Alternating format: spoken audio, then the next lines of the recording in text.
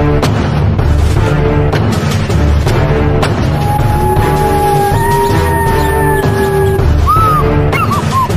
يا جماعه، عاملين ايه؟ يا رب تكونوا بخير. تعالى يا لاسي، شاطره شاطره شاطره شاطره شاطره يا لاسي. طبعا لاسي يا جماعه بنطمنكم عليها، ودلوقتي هي هتاخد ميعاد ليها حقنه اسمها ديفارول اس. ديفارول اس دي يا جماعه من الصيدلي البشري، بس حقنه تقيله جدا. تمام. للحاله بتاعت لاسي هتاخد الحقنه دي 3 مرات في الشهر، يعني هتاخد حقنه 3 مرات في الشهر للحاله بتاعت لاسي. زي ما احنا قلنا لكل مشكله ليها علاجها، بس في حاجه اسمها فروق فرديه. يعني الحقنه اصلا بتتاخد مره واحده في الشهر، بس لاسي هتاخد 3 حقن من دي.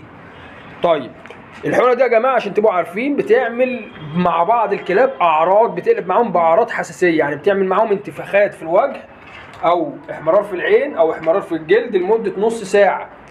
تمام، لمده نص ساعه. طبعا انا كابو مصطفى انا عارف الاعراض وعارف النظام بتاعها. بيحصل تهيف في الجلد لمده نص ساعه بس، وبيرجع الجلد والجسم كله لطبيعته بعد نص ساعه. عشان لو هتديها لكلبك يبقى اللي انت تبقى عارف الاعراض بتاعتها. بس الحاله بتاعت لاسي يا جماعه احنا بنقول اللي هي هتاخد 3 حقن.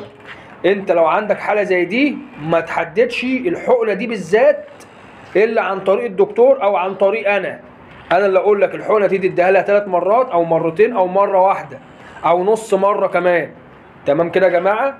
ليه؟ لان كل حاله ليها مشكلتها وليها علاجها وليها نسبه العلاج اللي انت ممكن تخلي العلاج قوي وفعال اكتر واكتر، او تكرس العلاج، او تخلي العلاج في كورس ازيد، او تخلي العلاج في ماده فعاله ازيد، او تنشط العلاج اكتر واكتر. الحقنه دي يا جماعه حقنه تقيله جدا جدا، مش اللي انت تاخد مني الحقنه وتروح تطبقها على كلبك وخلاص. لا، لكل حاله. ممكن في حاله تاخد نص حقنه وخلصت، يعني ممكن نص امبول، وفي حاله تاخد حقنه، وفي حاله تاخد 3 امبولات في الشهر، زي حاله الكلبه لاسي كده. زي ما انتم شايفين كده يا جماعه، الحمد لله بفضل ربنا الدنيا جميله مع الكلبه لاسي.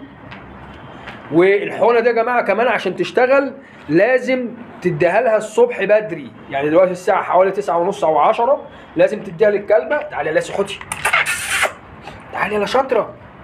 لازم تديها للكلبه الصبح بدري، ويكون في ايه نسبه شمس كده او اي حاجه، بحيث ان الكلبه الحقنه تعرف تشتغل مع الجسم الكلب، والكلب الجسم بتاعه يقدر يمتصها كويس.